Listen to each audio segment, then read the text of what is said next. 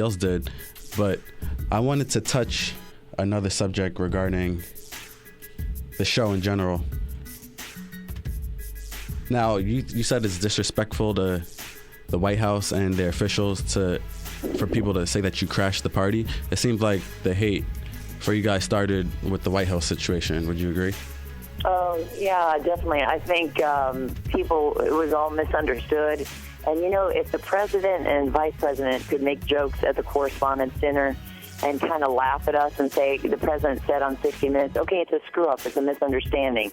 Vice President Biden put our picture up behind those and said, you know what, let's move forward, I'm not really sure, any kind of joke. Things happen, but when they, as our representatives for the country, our president and our vice president can make jokes and say, move forward, why is there all this hate? Let it go. There was a third alleged crasher that night, Carlos Allen, who didn't even, as far as I know, give his Social Security and get vetted. He just got on a bus and rode over. So we at least had our contact, gave all our info, and why isn't anybody talking about Carlos Allen ever? And I met him once. He's a lovely guy. I think he ran for mayor. He's a nice man. I only met him once, but he's not someone we know. But I thought, Tarp, why have we become such the focus of, Hopalon, because she's a Hopalon, and she's a red sari, I think. And she was in a red hot looking dress. That's the only reason everybody was infatuated with it. The dress was amazing, by the way. Thank you, love. You're nice. I think it was the TV show that was attached. Once they found out, remember there was a big, joke, there was drama that, she's doing this to become famous. She's trying to become a reality star. Well, in fact, I was the first wife cast to the show in March 2009. And I referred Mary and Linda to the show, and they signed in September 2009. So that's when filming began. Like, for me, I was the first wife filmed in the show in September. So a lot of misinformation was put out there. And you're right, love, you're right. There was a lot of hate thinking that, she's doing this, they crashed. No, we didn't. In fact, we were long into that show. We were almost done filming it. I hear you. So pretty much it's hate. They prejudged you. Yeah, I think people kind of conform, and, don't you find it's easier? It's sad because, for me, I've learned a lot about humanity, and I'm definitely holding on to faith and holding on to the bright stuff. Because when you go to a party, I know women can relate to this out there. Guys probably like, whatever. But if you go to a party and everybody in the room says, you look lovely, I love your dress. But the one woman that says, you look fat, or you look too skinny, or I hate that dress. You remember that person for some reason. You don't remember the 10 people that said you look lovely. You hold on and believe her and say, that girl, she's so... let's let go of the negative crap. That's why having a health condition especially, I get up every day, and if someone says something mean, and through this whole White House experience over the last year, because it has been really hard, physically, mentally, everything, you just say, okay, you know what? You hold on to your hate.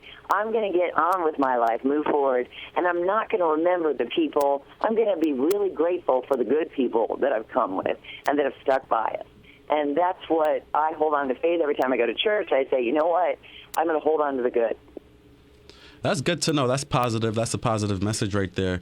What would you recommend to students out there and other listeners across the world regarding people prejudging them if they're in that type of situation? What would you want to say? Oh, gosh. I think that people should definitely not prejudge. Make your own decision. Have your own experience with that person.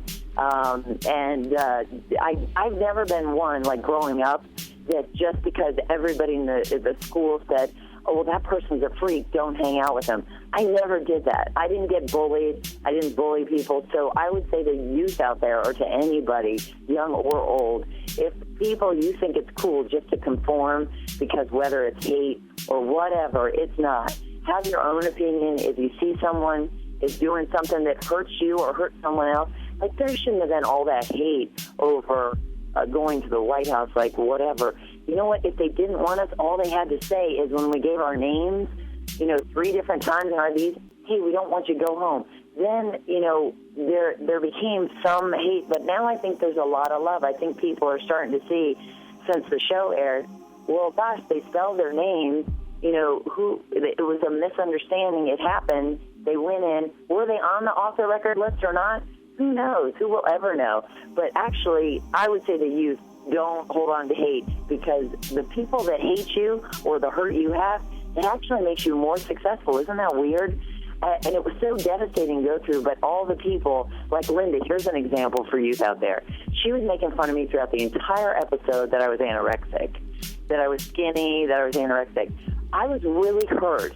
I was brokenhearted. I have an 83-year-old mom. I'm like, Mom, you know what? I'm not anorexic, but it hurts. That's a serious illness. And she's like, you know what, miss? She said, just let it go. Rise above it. Don't fight her back. Just stay away. Don't answer back. So I didn't. But from that, good came because I got In Touch magazine. I did a bathing suit thing. Now, for God's sake, Playboys even asked me, you know, from that In Touch thing, they saw my body. So from her hate of spinning, you're anorexic, a lot of good has come. But who would have ever thought, because it was really hurtful. So I would say to youth, whatever hate people are spinning at you, don't spin it back, because then they win. You'll win eventually. Just stay calm. Exactly. I think that's great advice. And we have a caller on the line. I'm going to bring this caller through. Hello? Caller. Hi. Hey, what's your name? Where are you calling from?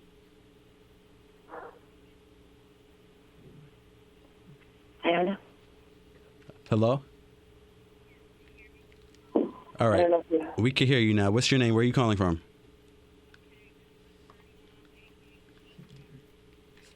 Yeah, that is weird. Pink Cotton CEO. Okay. How are you today? There. Can you hear her, Mikhail? Now I can. I heard the end of it. I said, how are you today? I heard that's Can you hear me? All right, you're live. I'm sorry. Technical difficulties run the show. Hi, good afternoon. How are you? Can you hear me? Yeah, you're live. Okay, hey, I just want to make a quick comment. I was extremely troubled by the way help me with their last name, Salahi. Yes. Yes, how they were treated during the entire show. If it wasn't for that couple, there would not have been a show this season. Really, they kept us interested, engaged, but I was so troubled by the way they treated them. I was also troubled by the way Danielle was treated, especially at both of the Housewives reunion for New Jersey and for D.C. How can you sit there, insult someone, and expect them to sit there and take it and not have a response or a reaction? I was extremely troubled. I thought Stacey was trying to find her place as the token black woman on the show who didn't really know anyone, and wherever the wind of popularity blew, that's where she went.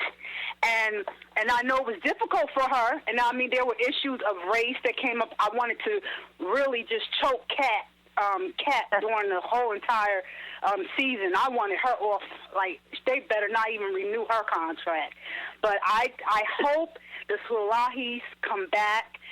They were good. They were really entertaining. I think they have genuine love for each other, and I really enjoyed them. I don't like bullies, never have, and so I was very troubled by the way they spoke to those two during the entire season, how they were treated.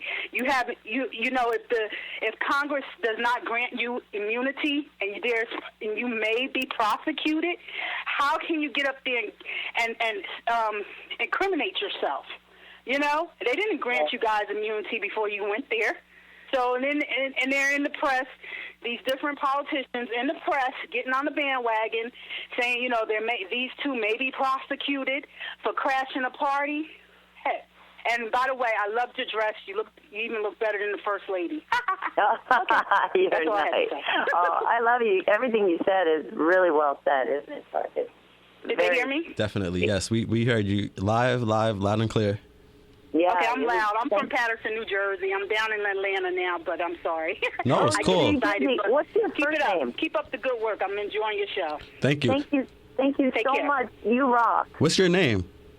Oh, my real name is Shawana Ruth Bridges. I am an attorney, but I am a blogger from the blog charactercorner.blogspot.com, the blog where hip-hop meets scripture. And I'm known as Attorney Mom, but I'm also known as Pink Cotton Entertainment, Pink Cotton CEO on Twitter, too. So Attorney Mom NJ and Pink Cotton CEO. I have to find you on Facebook. Gosh, thank you so much. That was awesome. Well Appreciate spoken. your support. Amazing. Well spoken. Well spoken. Okay, thank you. Yeah. And keep up Thank the good you so work. much. I'm really enjoying your show. Thank you. I appreciate Thank you it. so much. Okay. All right. See? The fans always got your back. Very loving. Made me feel really good. Right, Tark? Very good. Yeah, it's great. Yeah, I don't think that you guys are bad people. I think that everybody was just mad that they couldn't go to the White House. It's just something that people saw.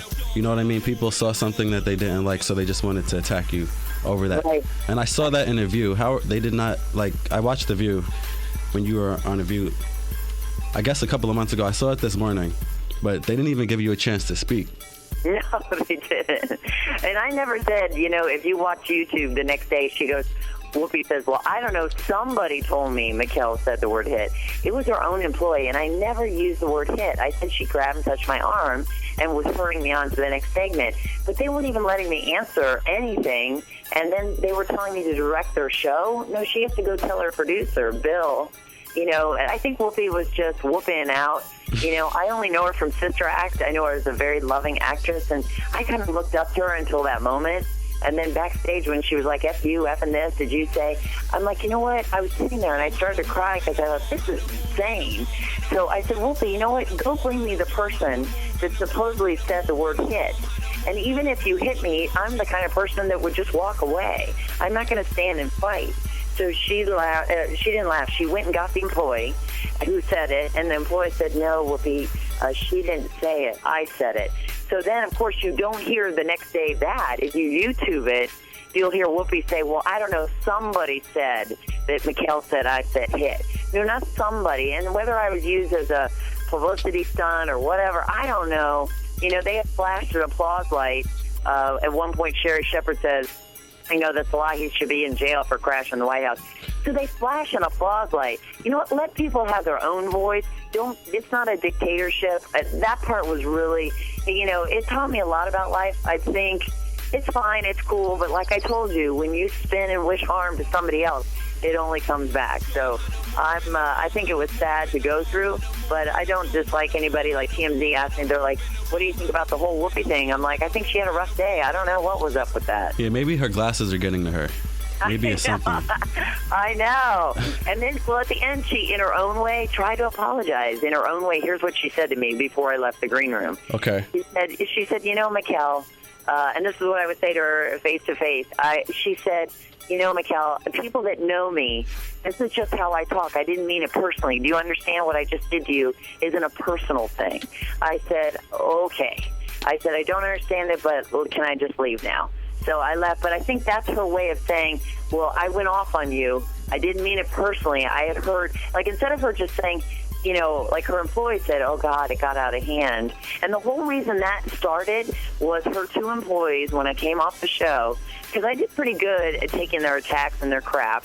And at the beginning, they said, well, we're sorry your husband can't be with us today if you YouTube it. Well, in fact, he was like 50 feet away from me, and they had paid for his ticket to go there. So my mom's like, there comes a point, I was trying to be a lady and just sit there, and I wanted to say, well, no, Sherry, my husband's standing right over there, and you paid for his ticket. But my mom's always taught me through life, don't embarrass people. Well, it's come a point where I'm getting sick of taking stuff, so I'm going to break it real. Yeah, she embarrassed herself. She embarrassed herself. She walked off. She's supposed to be a talk show host. Why would you leave the set of your own show because you're unhappy with something? She should have just sucked it up, to be honest. Exactly. I agree with that. And yeah, you would have thought that they were both, Sherry and Whoopi, you would have thought that they were married to Michelle Obama or Obama, the way that they got mad at you and said that you should have been thrown in jail. I know. That was crazy. And then they flashed the applause sign. To be honest, I probably, if we go back through time, if they're going to make it a contest, my husband and I met young Senator Obama, sponsored, gave everything, I think about $250,000 worth of wine to the DNC, the Democratic National Party. And we got behind President Obama and did this event called Rock the Vote. Oh, I heard of that. Which was in Washington, D.C., and it's to inspire youth. And, people said, that was another thing that came out after the White House. Well, they had met him before. Well, yeah, we voted for him. We love him. We respect him. We know he wants good for the country. So, yeah, we're behind him. But, when they felt, oh, well, we came in and disrespected their president, well, you know what? He's our president, too. And we probably, if you're going to make this a contest, let's go